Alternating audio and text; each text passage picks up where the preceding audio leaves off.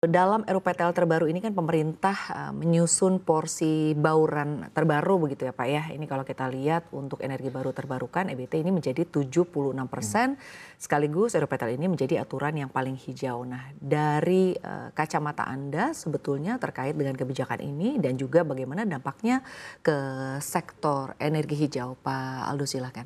Ya, mungkin sebelum bisa dijelaskan secara menyeluruh kita harus tahu apa itu RUPTL kan. Jadi RUPTL itu kan sebetulnya suatu bisa dibilang skeleton bagaimana energi itu atau pembangkit listrik baru itu akan ditambahkan ke bauran di dalam pembangkit listrik di Indonesia. Dan itu merupakan sangat bisa dibilang suatu hal yang sangat sakral ya, karena itu merupakan jadi suatu panduan utama bagaimana sistem di PLN akan menambah pembangkit listriknya. Nah, tentunya di Indonesia itu kita diatur oleh PLN ya, jadi PLN sebagai pemain utama ya. Nah, dengan adanya RUPTL ini merupakan suatu langkah konkret dan bukti nyata keseriusan pemerintah yang betul-betul ditunjukkan. Jadi bukan semata-mata lip service lagi, tapi secara resmi sudah betul-betul dikonkretkan lah, dipublish. Dan itu tentunya menjadi suatu angin yang sangat segar ya buat industri renewable energy. Not only bukan hanya di Indonesia saja, tapi tentunya di luar negeri juga, karena investasi buat renewable energy di Indonesia akan dibuka. Nah kalau kita bedah lebih lanjut di RUPTL tersebut tadi kan memang sudah diceritakan pembagian-pembagiannya ya. Memang di situ akan ada 76% dari EBT. Nah mungkin kalau kita breakdown lagi, mungkin saya lebih tahu persis dari sisi PLTA ya, pembangkit listrik tenaga air itu akan ada 22,1%. Artinya itu 11.000 megawatt atau 11,7 gigawatt itu dari total bauran EBT. Jadi pemerintah itu masih perlu mengejar banyak sekali pembangkit listrik sampai 2034 saja. Nah tentunya selain itu juga Bapak Menteri juga sempat menyebutkan bahwa pihak swasta itu diharapkan bisa ikut andil sekitar 70% dari situ. Nah artinya kan pemerintah membuka juga keran untuk swasta untuk ikut andil dalam membangun negeri ini, khususnya membangun konsep of swasembada energi tersebut melalui energi bersih. Jadi itu suatu hal yang sangat baik lah, pernyataan dan rilis dari RUPTL yang kali ini. Baik, tapi sejauh ini progres dari transisi ya energi baru terbarukan di Indonesia sebetulnya seperti apa Pak? Ya, sebetulnya kita harus tahu bahwa potensi-potensi renewable energy di Indonesia itu masih sangat-sangat underutilized. Kalau kita ngomong dari ada studi yang dilaksanakan oleh ESDM ya dengan konsultan Jepang dan konsultan luar negeri, sebetulnya itu total potensi kita itu EBT itu baru utilize itu di bawah 2-3% dari total potensi yang ada dari solar, geothermal, PLTA, biomass. Sedangkan untuk hydro sendiri, spesifik hydro sendiri itu masih utilization rate-nya itu masih di bawah 8%. Jadi dari total potensi yang ada baru 8% yang kira-kira terrealisasi menjadi suatu power atau menghasilkan power. Nah itu kan artinya masih sangat besar investasi yang bisa diperlukan untuk bisa fulfill itu. Nah pertanyaannya kenapa nggak dari dulu gitu kan? Ya tentunya namanya renewable energy, hydropower itu pasti ada challenge-nya juga. Nah mungkin kalau kita bicara sedikit about the challenges, tentunya itu satu remoteness dari location itu menjadi suatu challenge utama. Karena kalau kita punya pembangkit listrik gas atau coal itu kan bisa dibawa aja, kita mau bangunnya di sini di dekat demand center gitu ya. Tapi kalau hydro kan sungainya nggak bisa dipindahin. Daerah supply dan daerah demandnya begitu maksudnya. Correct, iya.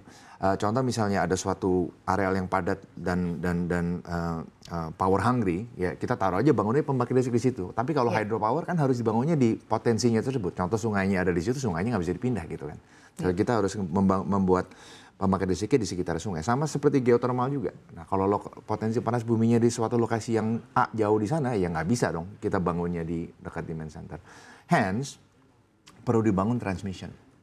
Nah ini dirut dari PLN, Pak Darmo itu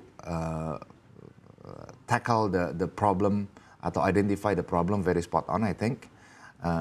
Beliau punya saying namanya there is no transition without transmission. Yeah. Jadi nggak akan pernah ada transisi energi kalau memang transmisinya nggak dibangun. Karena potensi Indonesia is very blessed, sangat diberkati dengan banyak potensi. Cuman kan lokasinya kan renewable kan nggak bisa dipindah-pindah. Makanya kita yang harus bisa investasi di transmisi. Dan di RUPTL ini pun sudah dicanangkan bahwa akan dibangun transmisi sebesar 47.000 kilometer. That's a big investment. Oke, nah tadi Anda sudah menyampaikan beberapa tantangan gitu ya, seperti misalnya daerah supply-nya atau daerah di mana artinya sumbernya begitu ya Pak ya berada. Tapi juga mungkin ada tantangan-tantangan lain ya yang dihadapi begitu, mungkin bukan hanya dari pelaku usaha sendiri ya.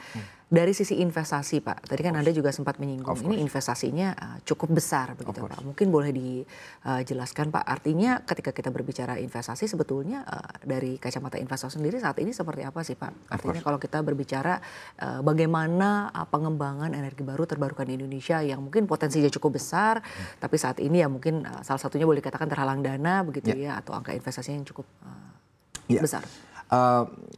Satu mungkin kalau dari sisi investasi atau tantangan aspek finansial ya bisa dibilang. Memang kalau EBT, dan saya mungkin nggak ngomong cuma hydro ya, karena EBT itu kan mungkin saya cukup banyak ya, ada beberapa. But I'll name the big four, maybe right? Geothermal, hydro, solar atau matahari, sama biomass, I would say. Nah, obviously geothermal mempunyai investment cost yang sangat mahal, 3-5 juta per megawatt. Dan itu pasti range-nya juga tergantung lokasinya. Hydro juga punya range 2-4 juta, tergantung dari lokasinya, seberapa jauh dan lain-lain.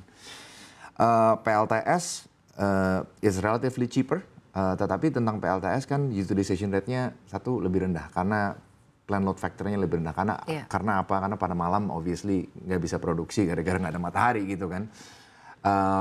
Bisa dikembangkan menggunakan battery system, tapi kalau battery system tapi sebetulnya bisa disimpan kan Pak? Betul, but again, we're talking about investment. Kalau kita ngomong seandainya ya, kita mau melistriki suatu area 10 megawatt.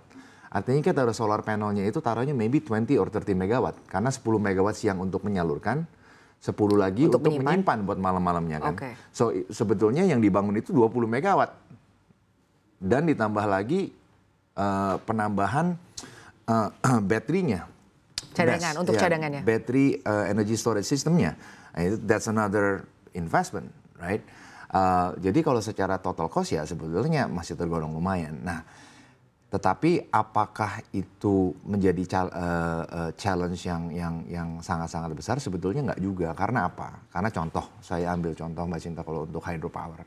Hydropower itu memang bangunnya sedikit lebih mahal. Kita ngomong antara 2 sampai 3,5 juta per megawatt. Kalau PLTU, let's say mungkin sekarang dengan energi yang bagus 1,2-1,3 juta per megawatt. Tetapi kita nggak membutuhkan bahan bakar. Dalam arti kita nggak perlu membakar coal lagi, di mana itu juga pasti ada ongkosnya kan. Dan kita power kontraknya selama 30 tahun, nah kita nggak tahu coal harga 10 tahun ke depan berapa. 12 tahun, 15 tahun ke depan berapa? Dan sekarang mungkin kalau saya boleh bicara, sekarang itu kan kita disubsidize coal-nya dengan metode DMO, domestic market obligation kan. Itu kan sebetulnya kan salah satu bentuk subsidi terhadap the industry kan. Tapi nggak tahu nanti subsidi ini apakah akan berlangsung lama.